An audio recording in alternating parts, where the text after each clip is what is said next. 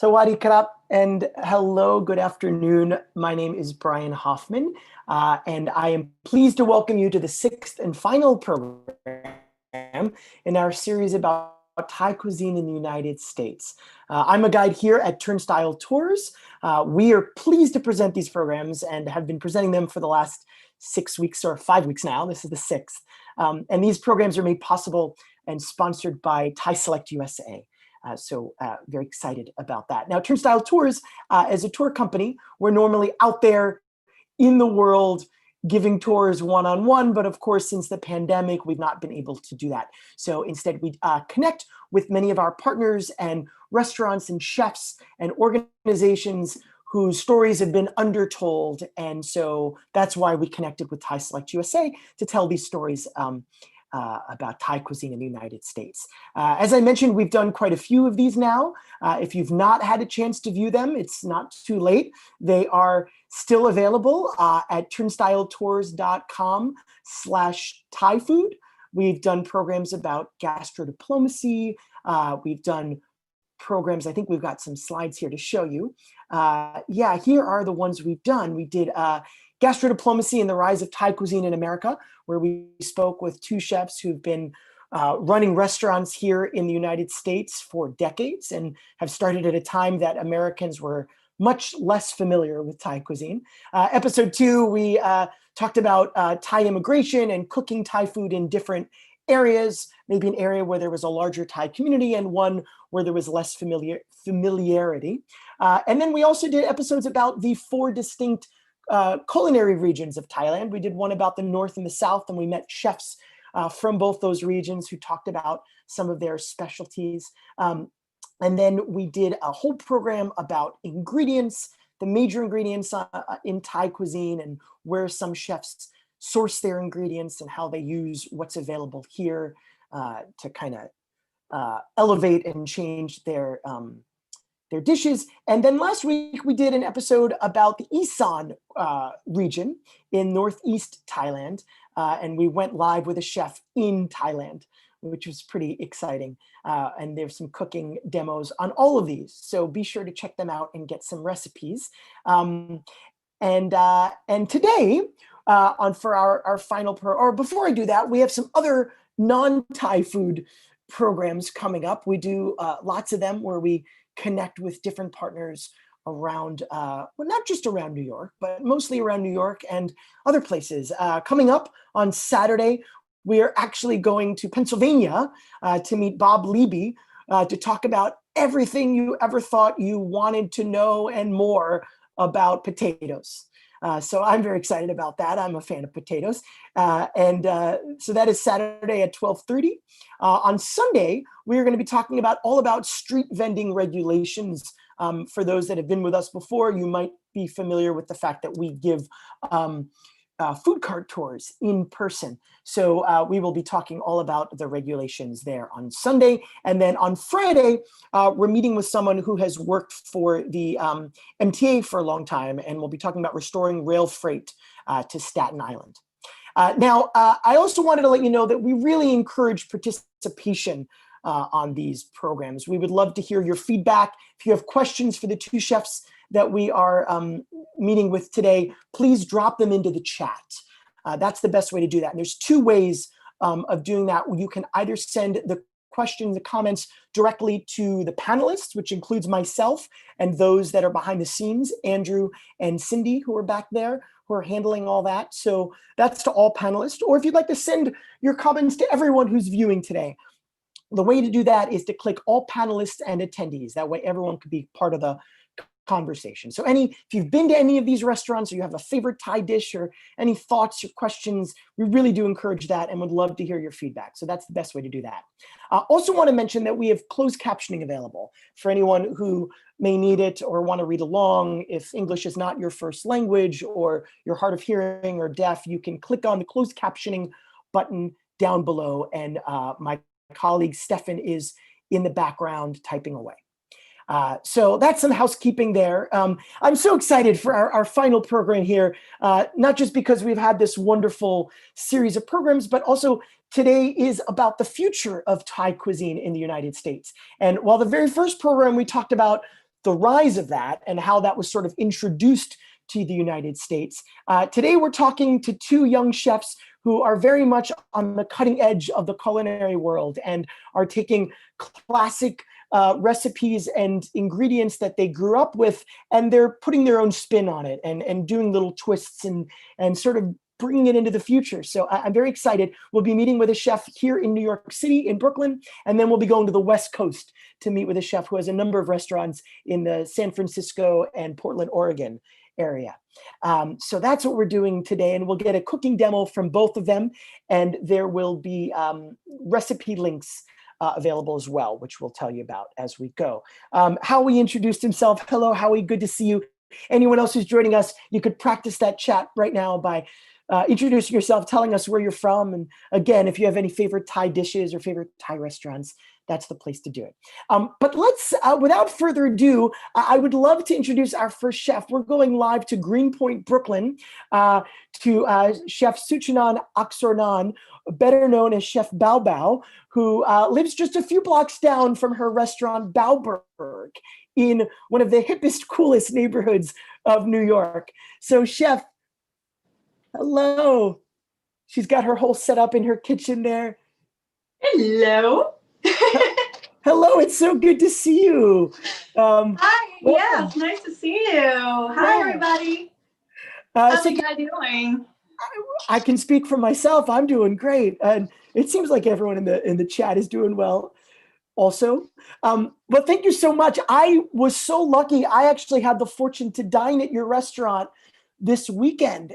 And it was such a lovely restaurant. What I really was taken by, aside from the food, was that sort of hidden backyard area, which in many ways is COVID ready, right? I mean, that's the whole point. Yeah.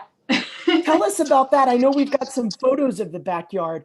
How did that work out for you, and how have you guys been doing during this pandemic?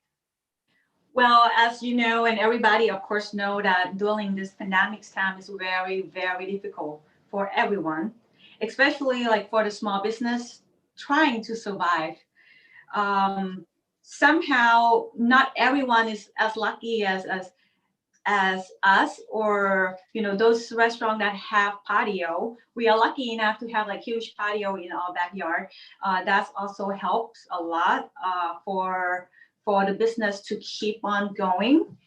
And it's so glad to hear that people come in and give us like a nice feedback, and they're enjoying patio or food. It's like make my tiredness relief. That's great. And you also started a program, a $5 survivor kit menu. Is that right?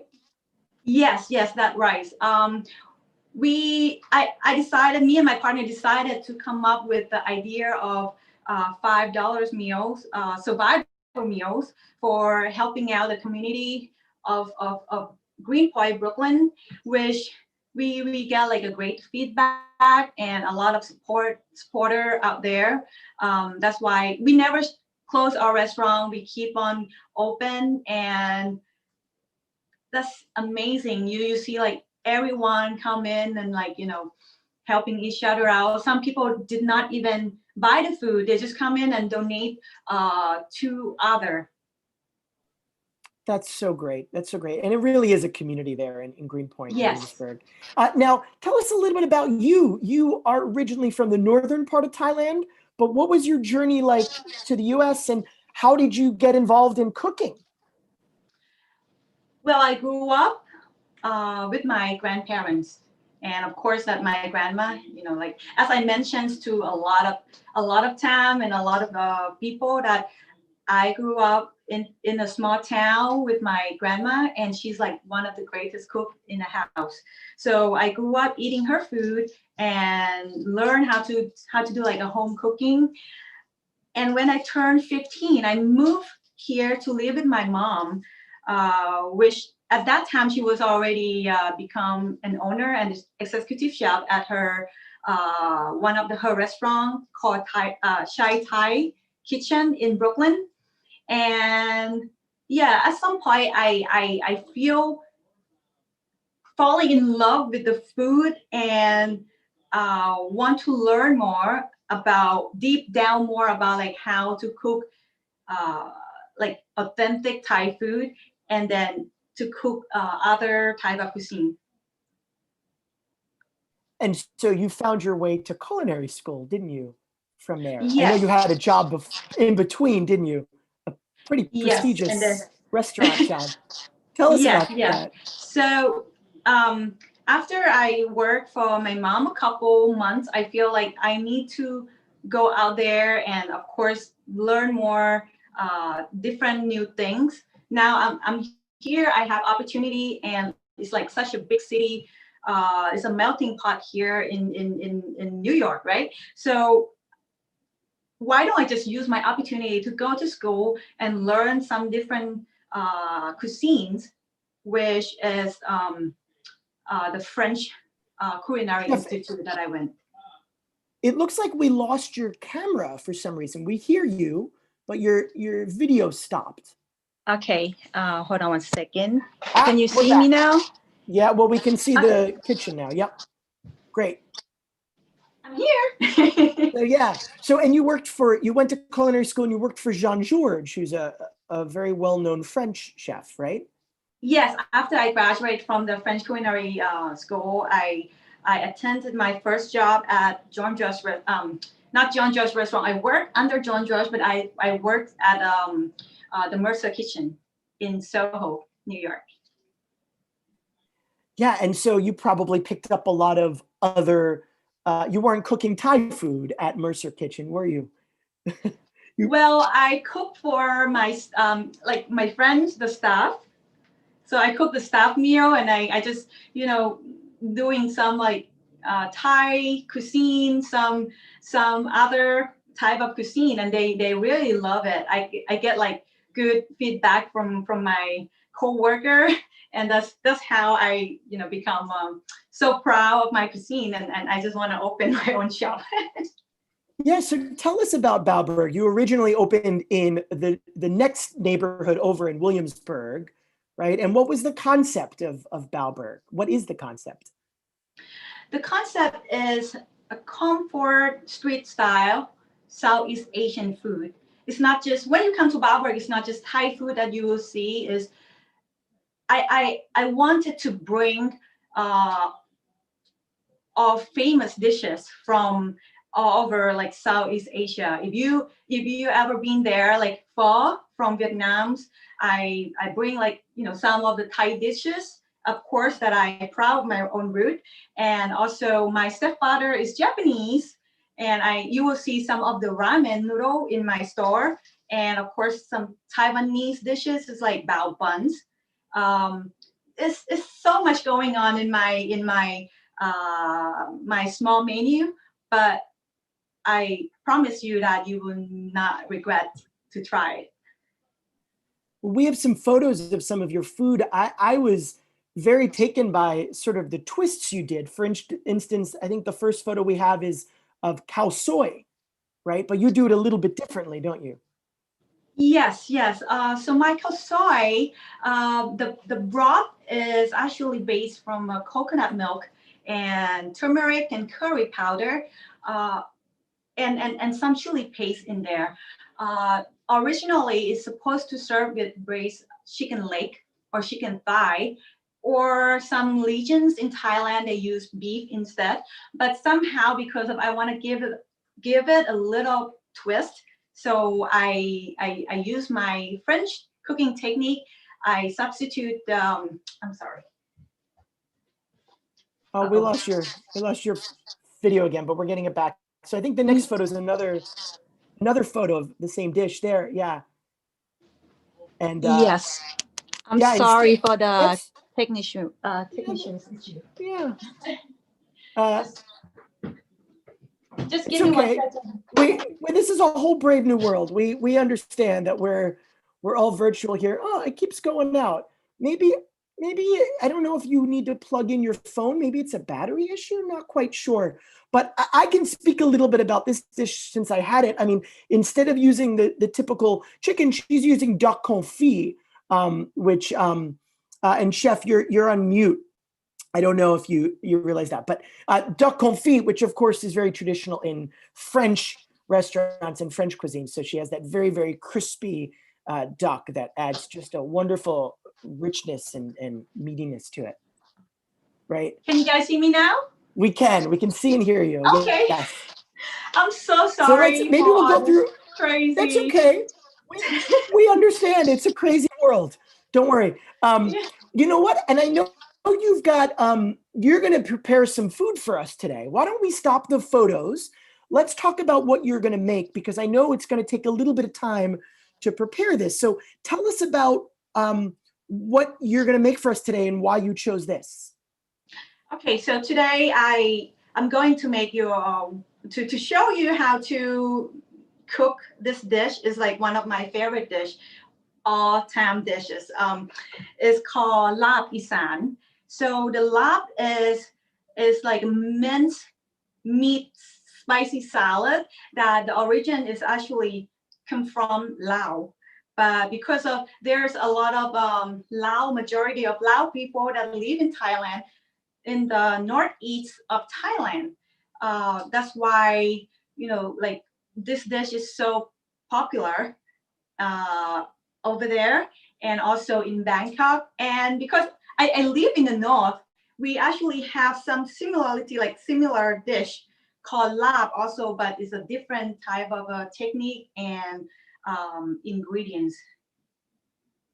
But you're going to make us the Isan version. The Isan, here. Yes. The Isan, Northeast style.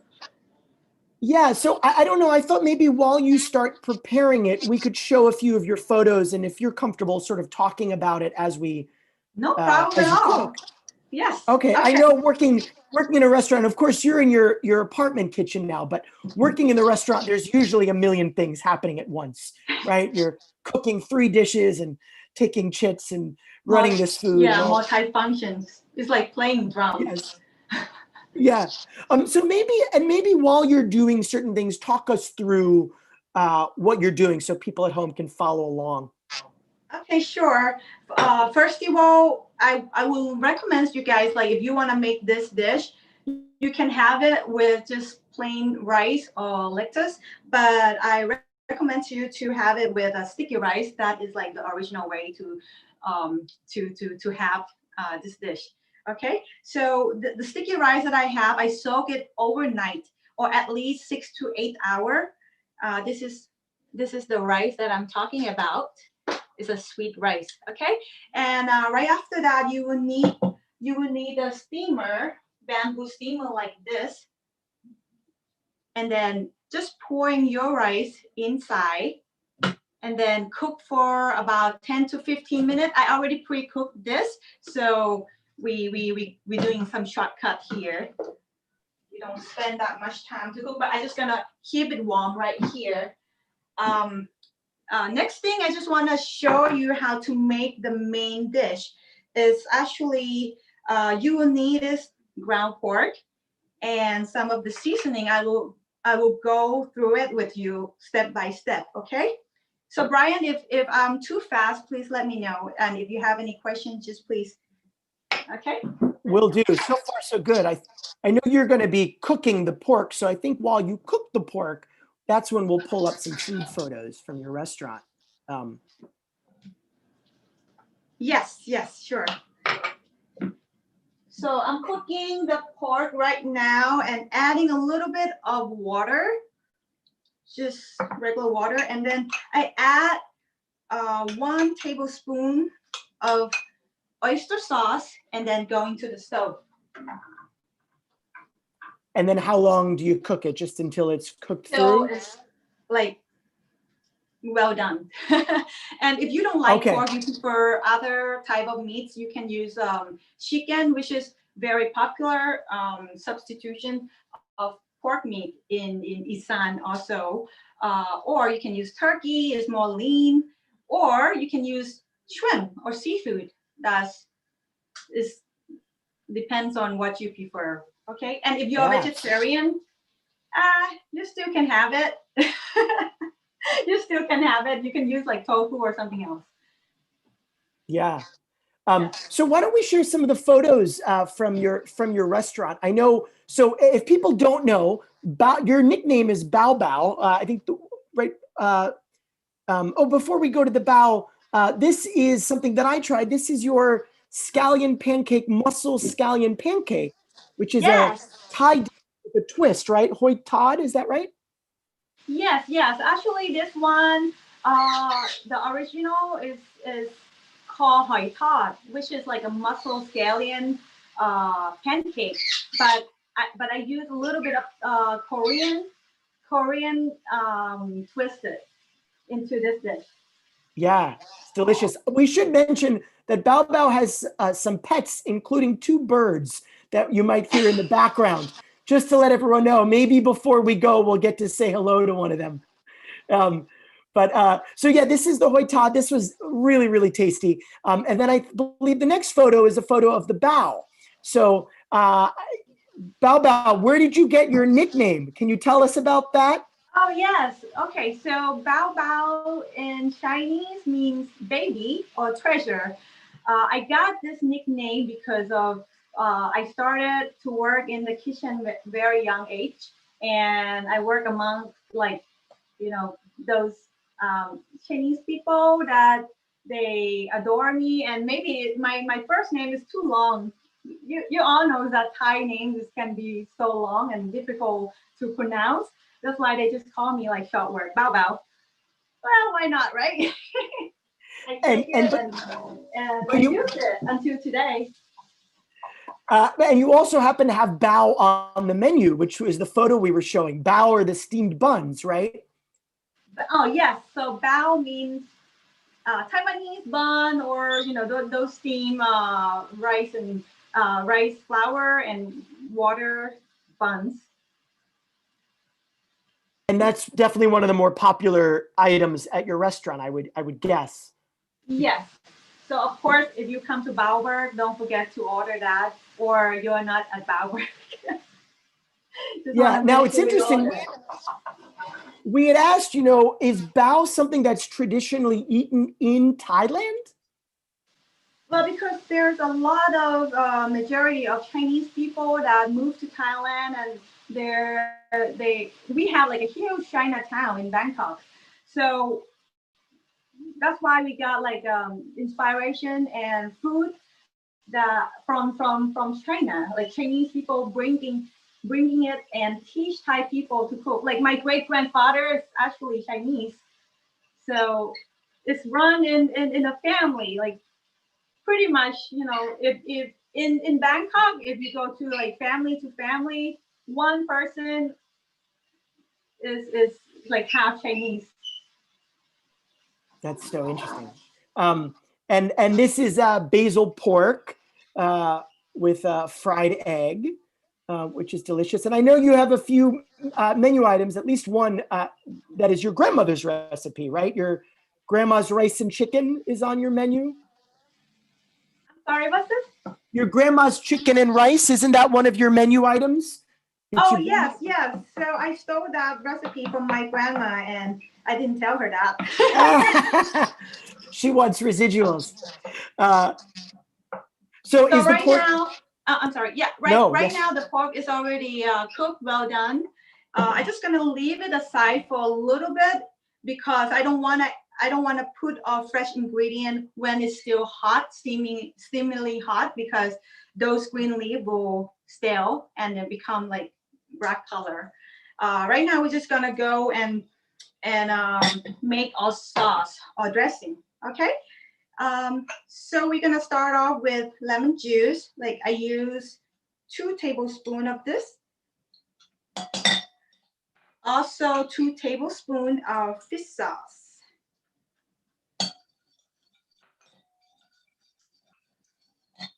And here, what you see here is actually the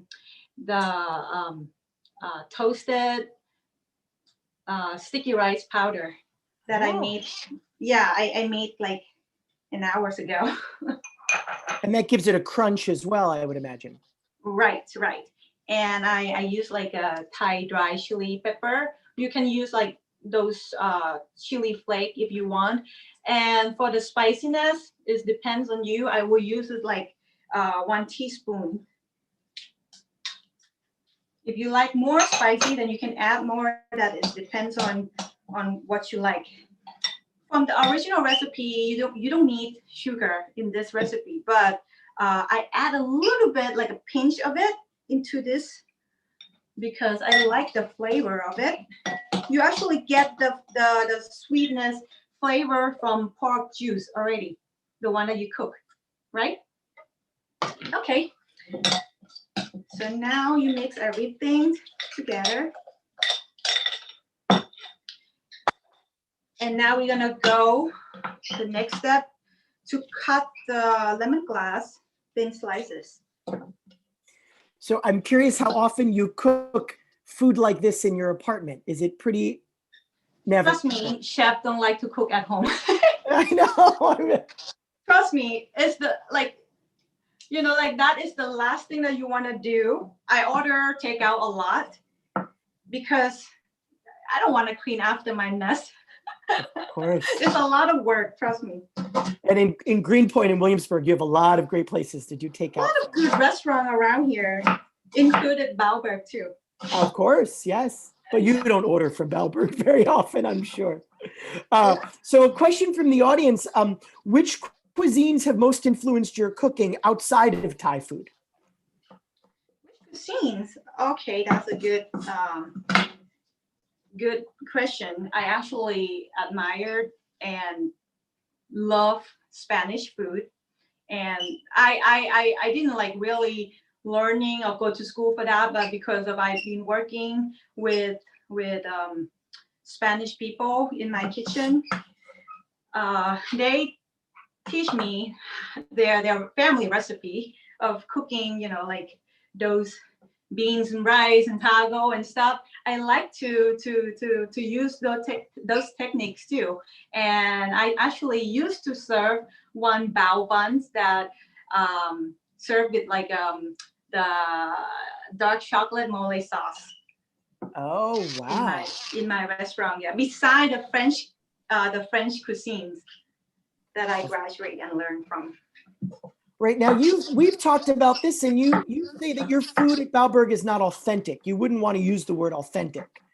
Can you expand a little bit on that? Yes.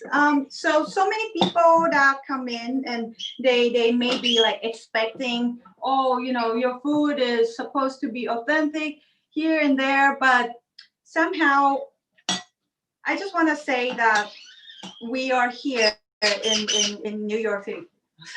I'm sorry, guys. My bird is crying so loud. So right now, someone is taking care of her. It's okay. I'm glad she's taken care of. Yes. So authentic for me is how you grow up in your family and taste your mom cooking, your family recipe. That is authentic because people, different family have different recipe. My grandma probably didn't cook like your grandma. So for me, it's difficult to keep it original and authentic in this city, in this town, because the ingredients that we got is not quite like, like how do you call it, not that fresh, because some of them they have to ship it all the way from Thailand and they have to keep it in the frozen, right? Frozen, yeah. So the flavor, the quality is not there. So why using it? Why don't we just find some fresh ingredient around here and maybe we can use it a little bit of twist and still taste the same or similar to it, right? Absolutely. Yeah. So you've made the dressing here, and we are going. Yes, I'm making the dressing, and then after that I add, because my pork is cooling down already. I add the pork, and then I will add a little bit of mint, like a sprig of mint leaf, and also culantro. It's like it's pretty much the same family of cilantro, but bigger leaves. Looks like this. is have a bit stronger flavor of the regular cilantro. And can you get culantro pretty easily at markets? Asian nearby? market or Spanish market, because this plant is very popular in Thai, Lao, and Mexican dishes that they use. Okay.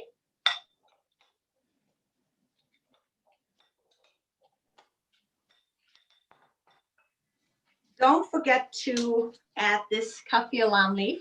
You can get it in like an Asian Thai supermarket, or maybe like a Chinese supermarket also have it too.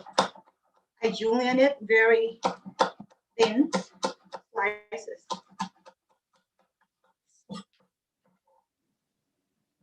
And you know what?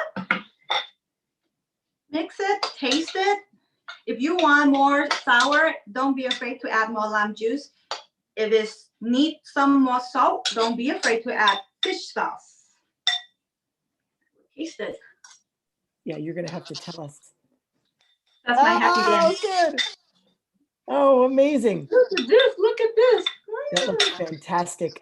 Well, we have another few minutes with Chef Bao Bao. If anyone has any questions, please drop them into the chat. I also want to just, this episode is all about the future of Thai cuisine. So do you have any sort of ideas? What do you think is next for Thai cuisine in the United States? So I think, and I believe that, because there's like so many young generation that come here and wanted to work in the kitchens and wanted to represent Thai food. I think that it will be more and more of new Thai restaurant, maybe like a fusion type of a restaurant. But I wanted to see that they still keep the original and the classic of Thai food. Just make sure that you respect the authentic before you recreate. Don't be, I'm saying like don't be afraid of to be creative, but just don't forget what is the classic that's supposed to look like. Absolutely, I love that. We also have a question from Cece who asks, how do they keep their herbs or Thai basil fresh in the refrigerator without browning? When you put those, how do you keep herbs like Thai basil? How do you keep them fresh? And should you put them in the refrigerator? Because sometimes they get brown very quickly. Yes. So for basil, they don't like too hot weather, and they don't like cold. Those basil, it doesn't matter what type of basil, Thai basil, holy basil, keep it in like a room temperature. If you put it in the fridge, it's too cold, they will become black and brown. Yeah. Question from Chef Nongkrin. Do you make your own bao? Yes, I make my own baos. The recipe I can share with you if you want to. Yeah, I mean, I'm sure that would be fantastic. We could add that to our the recipe that you shared with the larb. So yeah, we'll make sure we do that afterwards. And the sticky rice. Yes. So now here's my two main dishes. Looks amazing. Just in time for lunch here on the East Coast.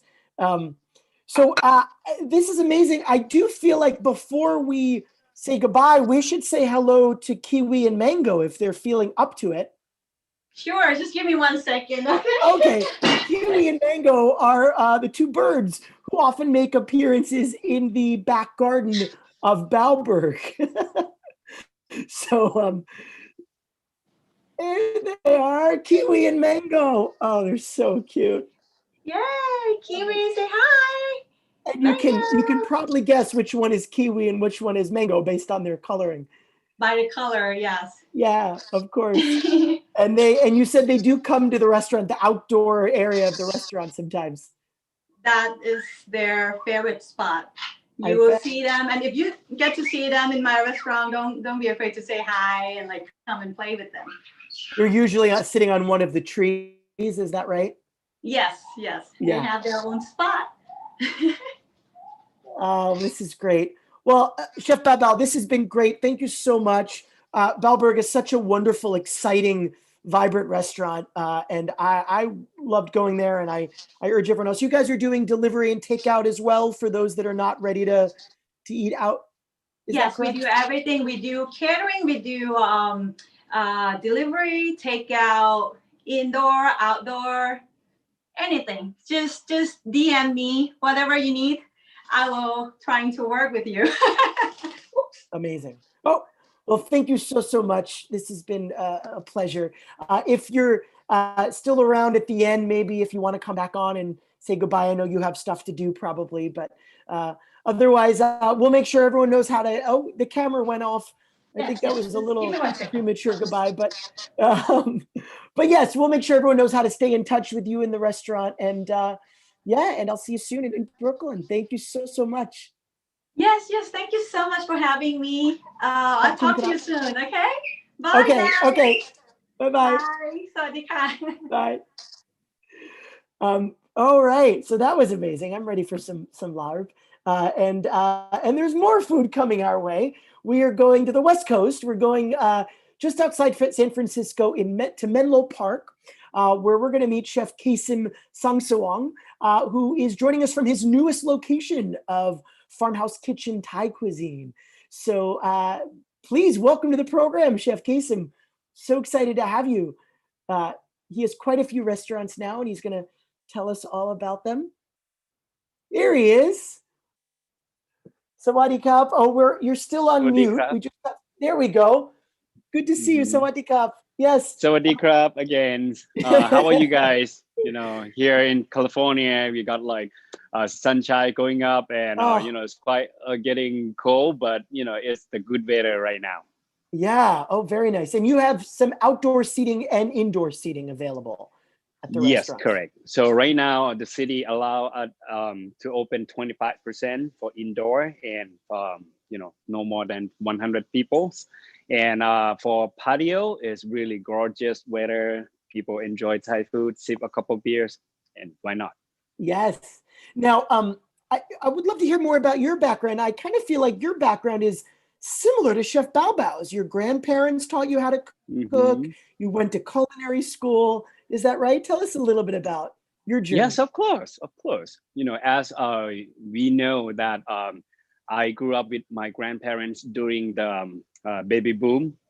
And, you know, our parents really quite busy. So most of the time, like, you know, my grandparents cooking at home, feeding me and my younger sister. I originally from the Lei Pavilion, is the small town up to the northern east. And, you know, I grew up with two culture, which is Thai and Lao.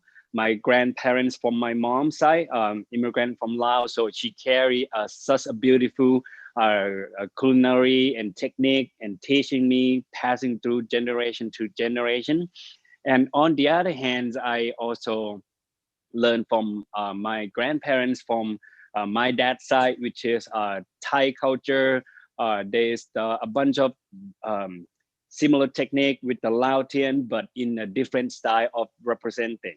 So I grew up with cross of culture, and when I grew up, I moved around to Bangkok. I moved to the southern Thai, so that's why, you know, most of the cooking skill is more like mix and blend together. As a Thai culture, we kind of understand that using spices, using the technique from, you know, great parents who teaching us is the best. And to me, I try to preserve those skills to show people that this is such a beautiful culinary.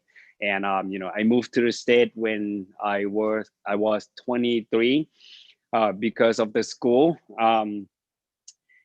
It's been great. You know, you have to work so hard to pay some tuition. So that's why I jumped to the restaurant business as a live cook.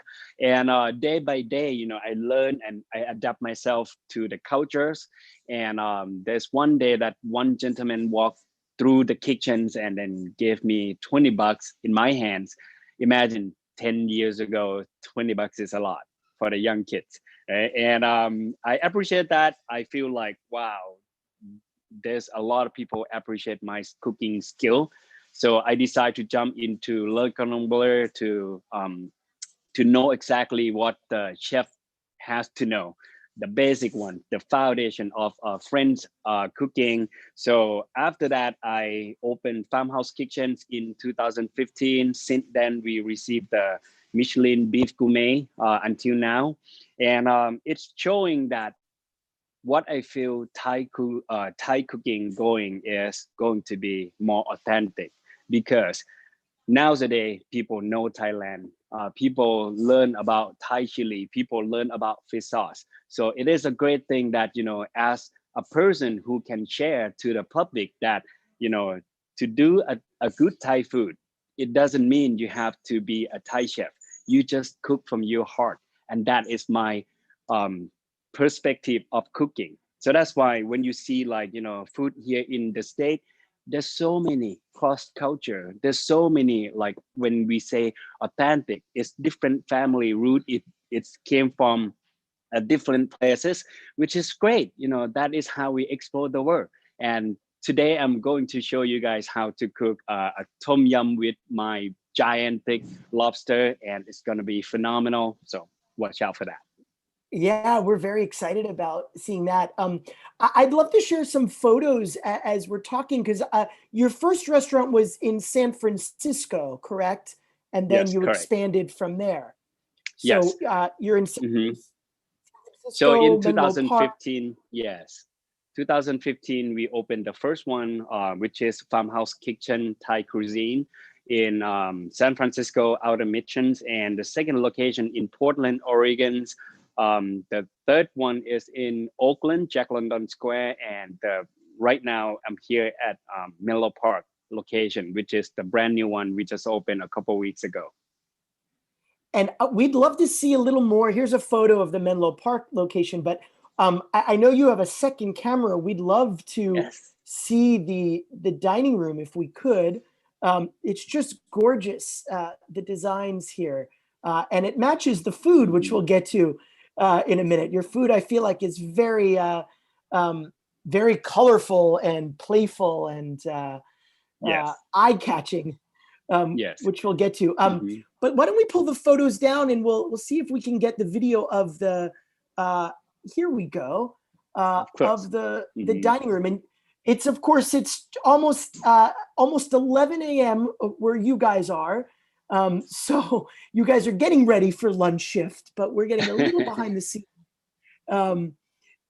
which is great. I also wanted to ask you, as we're seeing this, you call the restaurant New Generation Thai Food.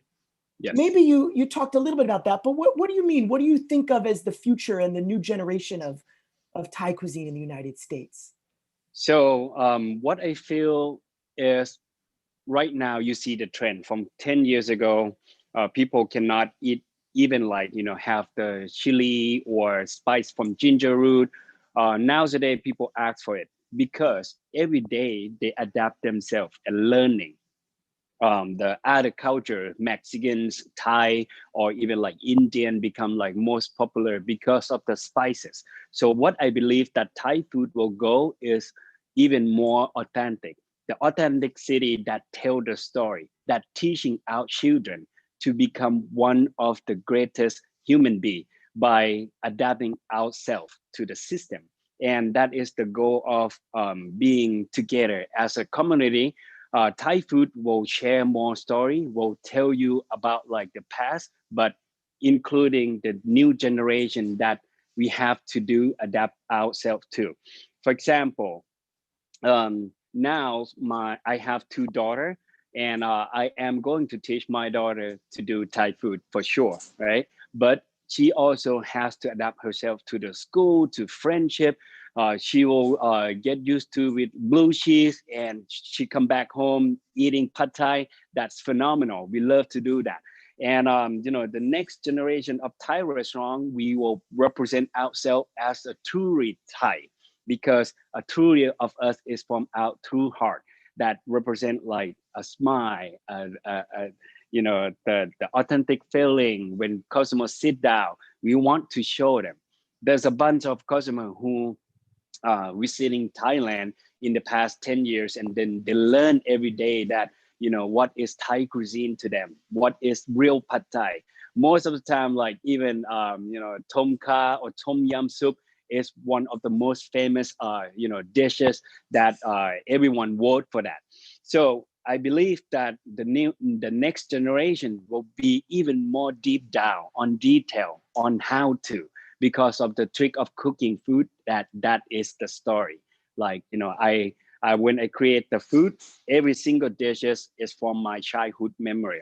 You will see the slideshow, you will see all the picture that I put, you don't see anywhere else. So I do the deconstructions when I put things down on the plate with the authenticity and the way that we preserve the Thai cooking culture. So that is the plus. Yeah, so we're going to share some of those photos now, and I'd love you to tell us about some of these dishes. And as I mentioned, they're so eye-catching. This is a fried chicken dish, right? Yes. So it is the hot Thai fried chicken. If everyone visit the southern part of Thailand, the small regions named Hat Yai, which is they basically well known as using the turmeric, kafflam leaf, galangal, and lemongrass to marinate the chickens or beef or pork, and then fry it until crispy golden, served with the warm sticky rice and sweet and plum sauce. But to my version, I love to swing around.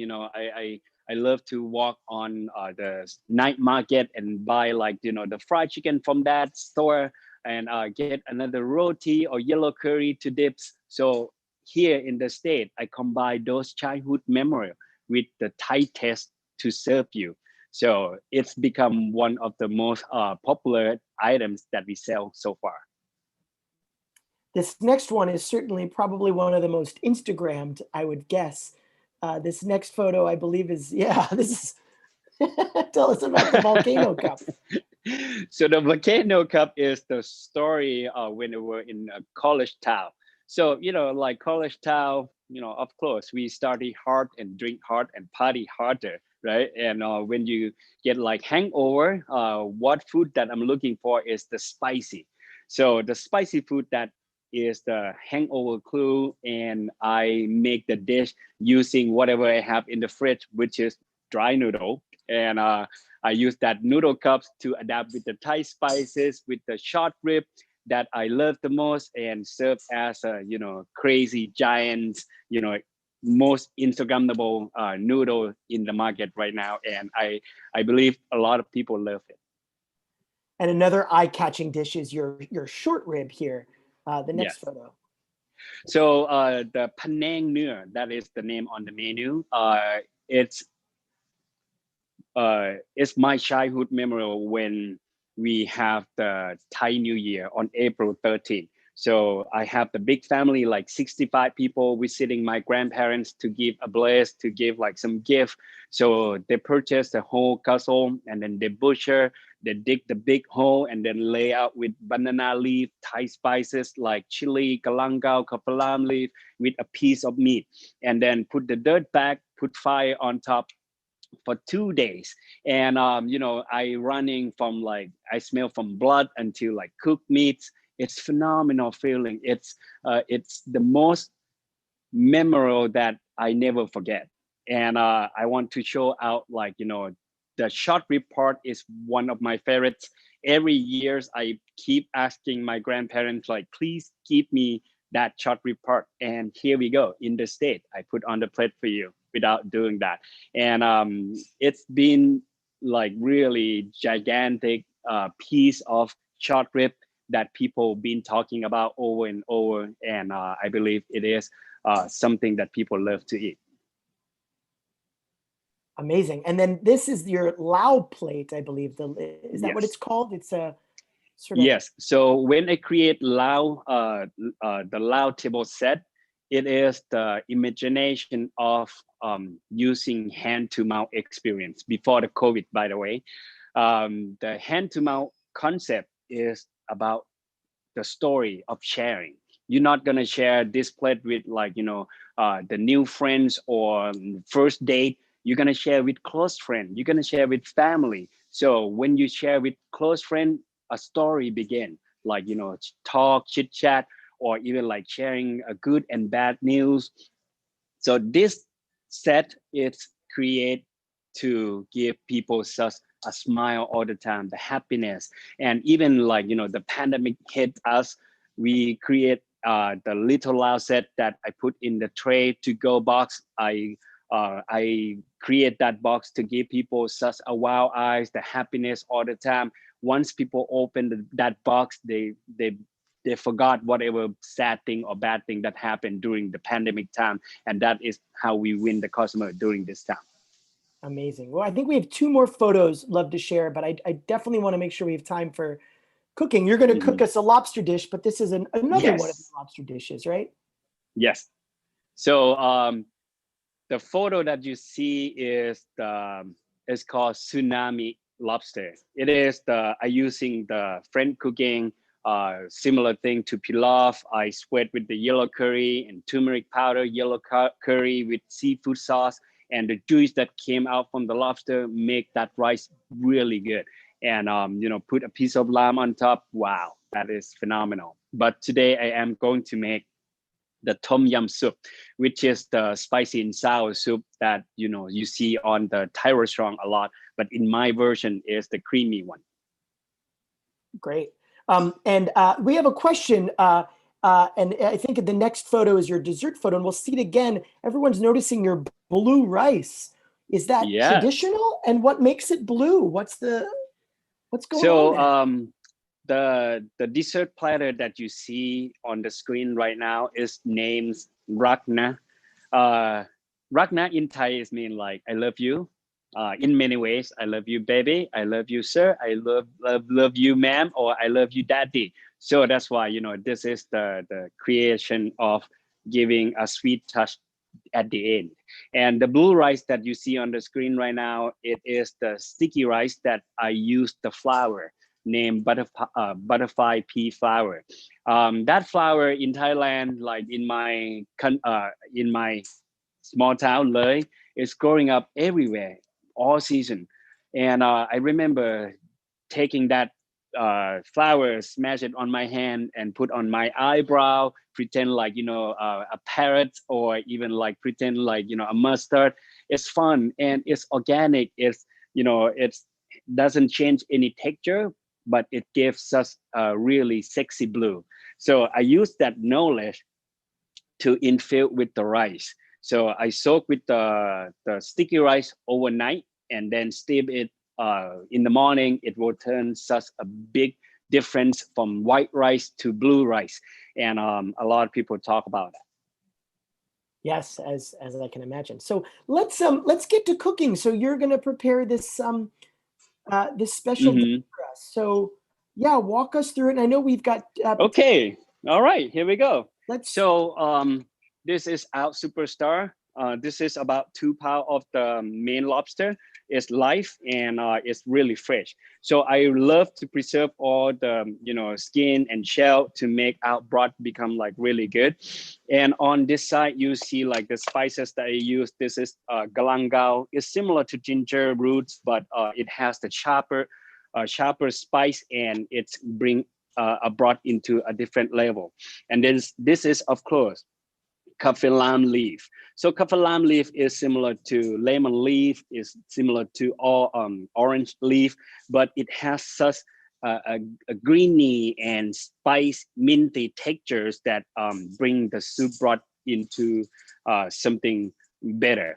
And of course, this is the chili. I have red and green chili. Some people don't have like the fresh chili. Can I use dry chili? Of course. And on this side, I have the oyster mushroom. Again, cooking is depend on what you have to adapt yourself. But this is the lemongrass that I got it fresh, slice it thin, and cilantro to seasoning. I also have some shrimp, scallops, and the calamari. Anything that available on your markets, please use. And you can use with like white fish or even like pork or chickens. And on this side, you see like the lamb. I just cut it fresh. and I also have the one that already made. This is the condensed milk. I can show you the brand later, what brand we use. This is salt and fish sauce. So most of the time, like, can I substitute fish sauce to soy sauce? Yes, you can, but I would suggest to do the light soy sauce, the low sodium one, because we don't want to turn our soup into gray color, right?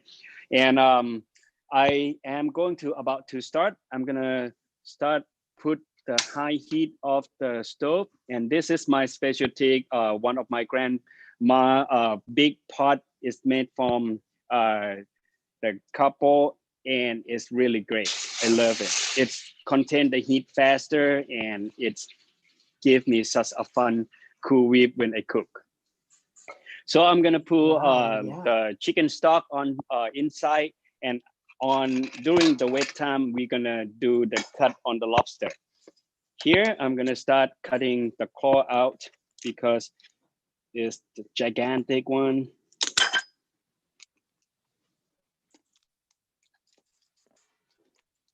Yeah, you said 2 pounds, huh? Yeah, about 2 pounds. Yeah. If you prefer like smaller one, it's okay. It again, you know, cooking is cooking. Some people like who live in the Denver, they don't have fresh lobster. They can use freezer one. I'm gonna start twist the lobster tail out, and then I'm gonna put on this side. I'm gonna clean the head. So I have a bathtub for water because we don't want. Is this a dish that you ever have at the restaurant? Yes, we do have at the restaurant. We serve the lobster pad Thai. We serve the tsunami using the lobster. So it's pretty, you know, fun to work with. And of course, this soup you can make with all sorts of proteins or none at all. Yes, of But course. the lobster adds, of course, an elegance to it. Yes, it brings us a really present looking, and the taste of the lobster.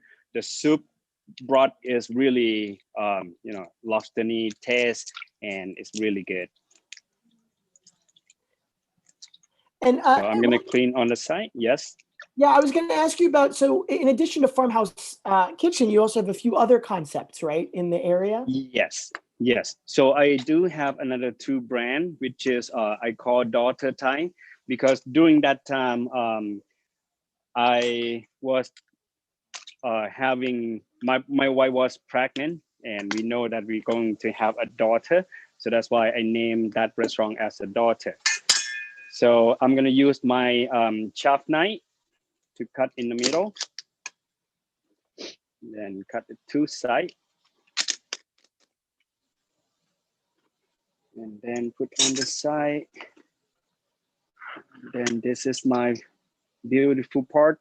So as you see, the lobster tail, you know, it when it's fresh, it has like, you know, the creamy, the vein in the middle. I just use the sharp scissor to go through and then cut at one time, because you don't want to crack or break any lobster tail. And just give it help a little bit on this side. We're gonna clean the leg out.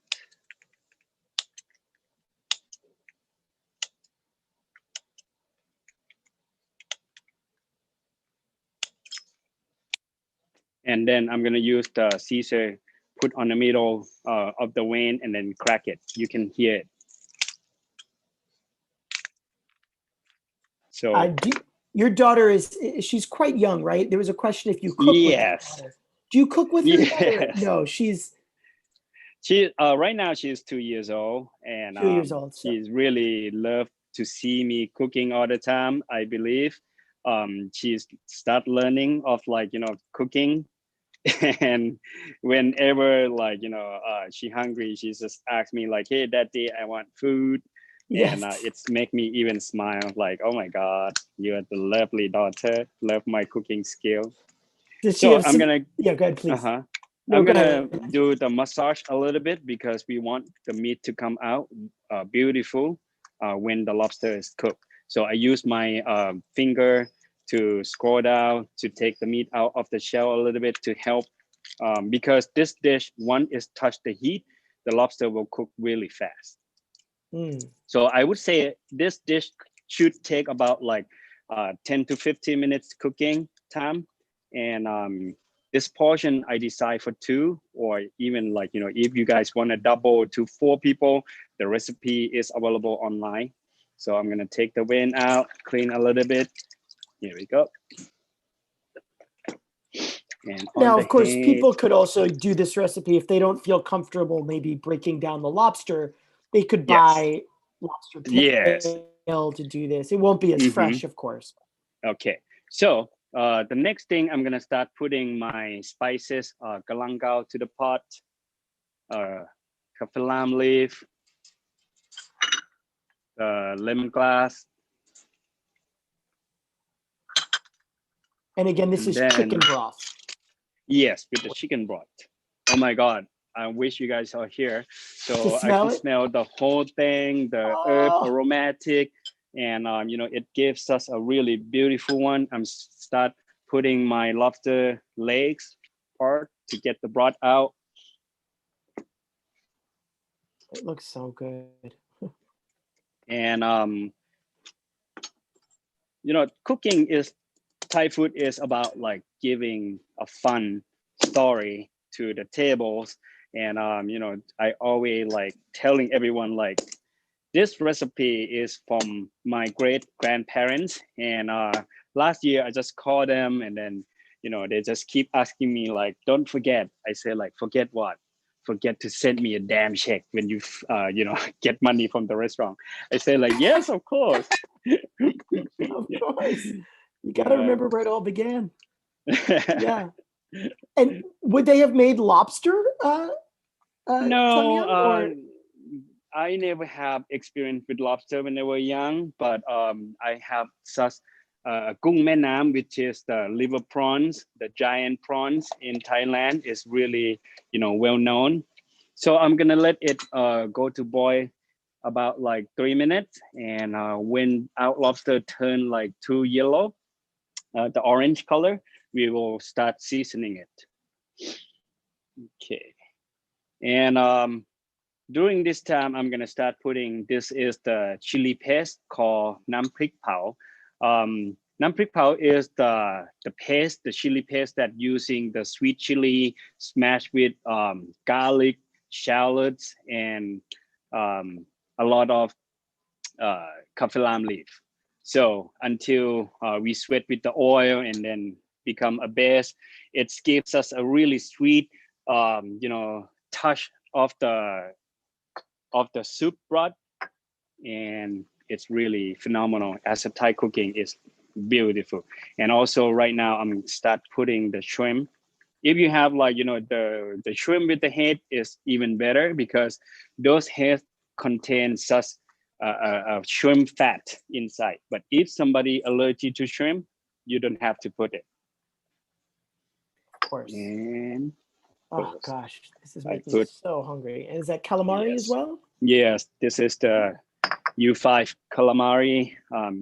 If you want to use squid or even like something to substitute, last time people asked me, can I use the crawfish? Yes, why not? Yeah, that's what's really exciting here. You can really make it to your taste, right? Right, true. Yeah. And I am about to add the salt on top. Salt will preserve the juice from the seafood inside, because it's content, it's trap the moist to the meat, and it make out shrimp or seafood become like really tender when you bite it. And as you can see right now, the color of the broth is turned orange because of the lobster, because of the chili paste. I'm gonna start helping put the hot broth on top, and our lobster gonna be really good. Woo, smells so good. Here, 11. Yeah, I'm ready for lunch, right? Your staff are very lucky. Someone's gonna have to eat this here. I know. I know it's 11 a.m., but it's never too early, I'm sure. Yeah. So I was going to ask about your daughter. Does she have a favorite food? Yes, she point? does. She loved the noodle dish named Pad See Ew, and she loved it with either chickens or shrimp. She always like after school, she just like, yeah, I'm hungry, daddy. And I keep asking like, do you want something new today? She's like, no, I want you noodle, noodle, you know, like the way that kids talk. Yep. Um, I have a 3-year-old and it's always ah, new news, and you noodles. know, girl is always sweet, right? And so she's like, give me a kiss, give me a Ah. hug, before and after school because my wife is pregnant, another a girl, so I have to responsibility for my older daughter. Yes. So Congratulations. yeah, thank you. So Yeah. I can see like, you know, the lobster getting cooked right now, and I'm gonna start putting the fresh stuff. For example, I using the oyster mushroom. I'm gonna sprinkle on top.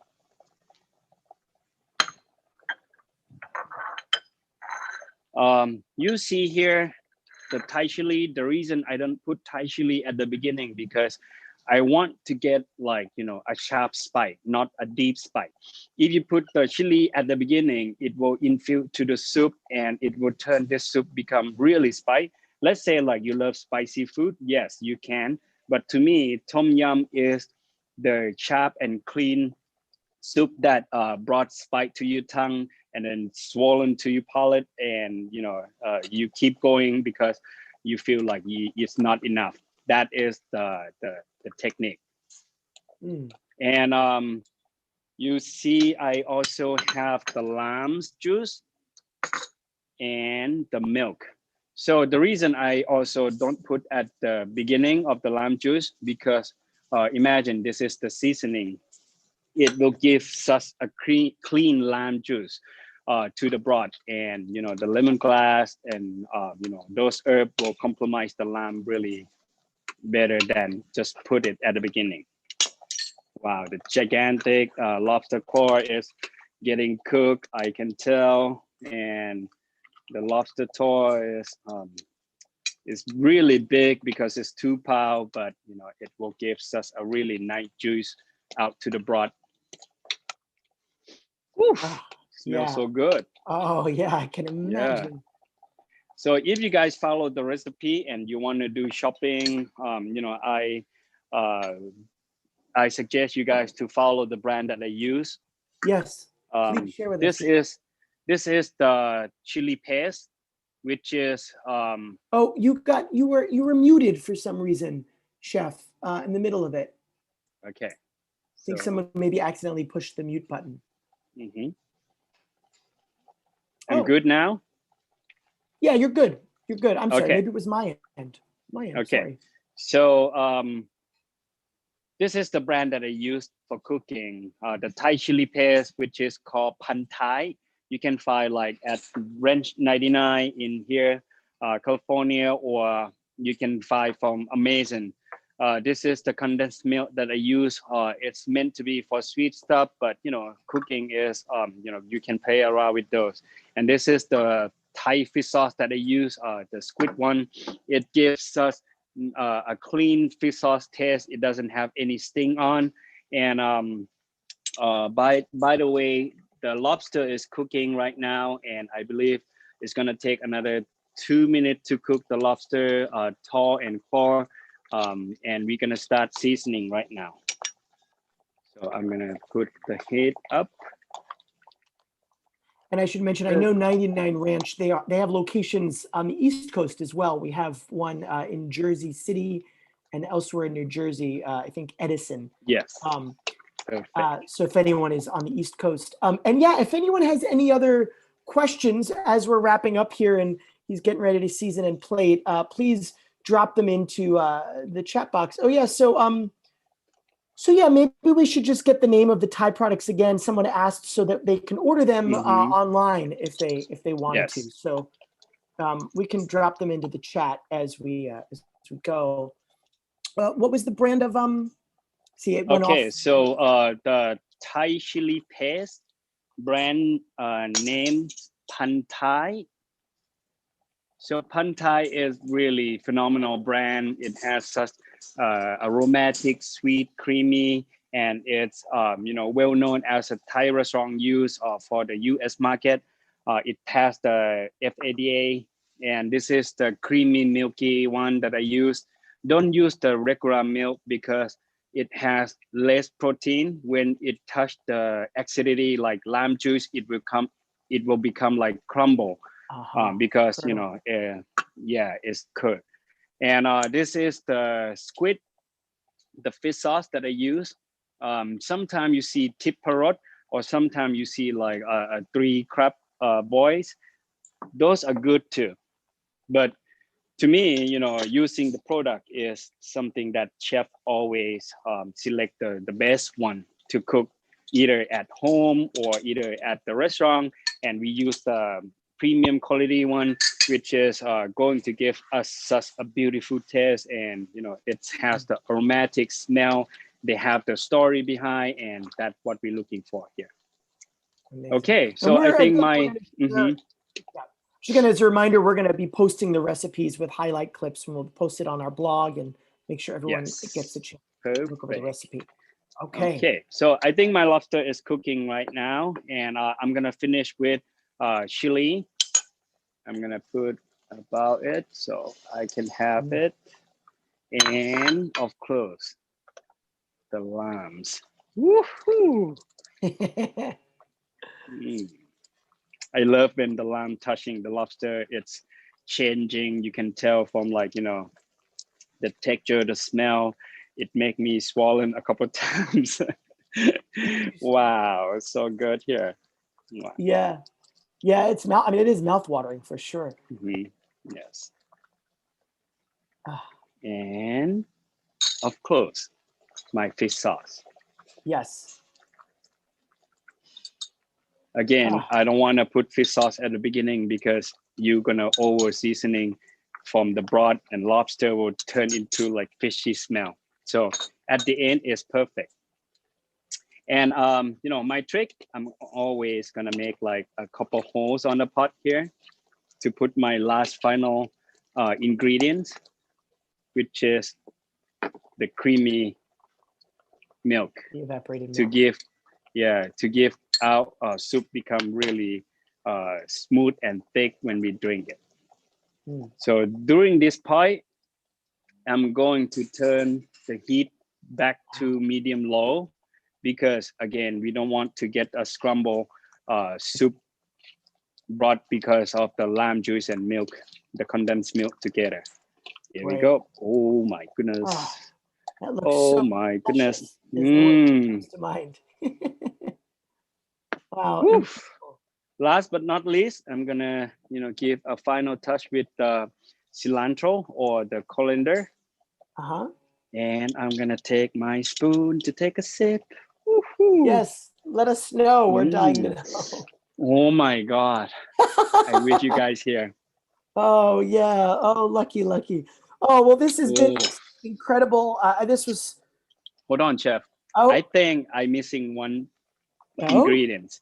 This is the surprise one. It is the dry Thai chili. Because I love spicy. Yes. So I'm gonna smash with my hand, and I'm gonna blow it. Oh. Woohoo! This is my lobster. Enjoy. Oh, well, thank you. I really wish we could, but hopefully some of us will try it at home. This has been so wonderful. Thank you so much, Chef Kasem or Kasem, pardon me, and Chef Bao Bao for joining us today. We'll make sure everyone knows how to stay in touch and find out about your restaurants. Yes. All right. Cheers. Thank you. And I just want to thank everybody who's joined us and continues.